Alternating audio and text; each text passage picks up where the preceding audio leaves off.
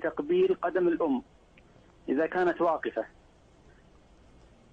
والسؤال الثاني الانحناء لتقبيل قدم الأم إذا كانت واقفة. نعم، الانحناء لا يجوز إلا لله سبحانه وتعالى، ولكن تقبيل يد الأم، اليد للرجل، يقبل يد والدته أو يد والده أو يد العالم أو يد ولي الأمر، هذا لا بأس به، لكن من غير انحناء.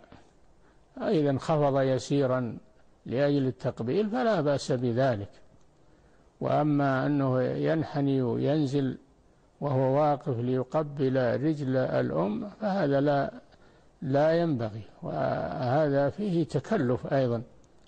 نعم، إذا كان لا يحتاج إلى انخفاض وإنما هو جالس عند قدمها وقبله من باب الإكرام لها فلا بأس به. السلام عليكم. وعليكم السلام ورحمة الله وبركاته. نعم. ازي حضرتك فضيلة الشيخ؟ الحمد لله. ولحضرتك بالنسبة لتقبيل قدم الأم فضيلة الشيخ، الوالدة تقول يعني أنت يعني تأتي علي بالذنوب إذا قبلت قدمي، وأنا أصر أن أقبل قدمها، فما رأي فضيلتك؟ والله أراك يعني ما يلزم أن تقبل قدم الأم إلا إذا فعلنا أحيانا بين الحين والحين إرضاء لها، لكن كونه يكون عادة فلم أرى ذلك عن أحد من أصحاب رسول الله. وخير الهدي هدي محمد، وخير الناس قرن النبي صلى الله عليه وسلم. وليس معنى الحديث في حال ثبوته إلزمها فإن الجنة عند قدميها أننا ننحني هذا الانحناء ونسجد هذا السجود لتقبيل قدم الأم، ليس بهذه الطريقة بارك الله فيك. فالبر صوره غير ذلك، صوره غير إكرامها وكلامها وتكليمها بالكلام الطيب والإحسان إليها، أولى من أن تقبل قدمها وبعد ذلك تعبث في وجهها بارك الله فيكم.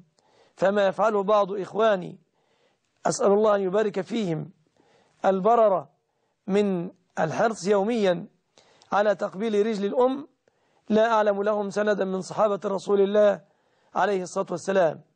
أقول استمروا على ما أنتم فيه من البر، أما بهذه الطريقة، طريقة الانحناء وتقبيل رجل الأم يوميا، لا أعلمه واردا عن صحابة رسول الله، وهم خير من يؤتسى بهم.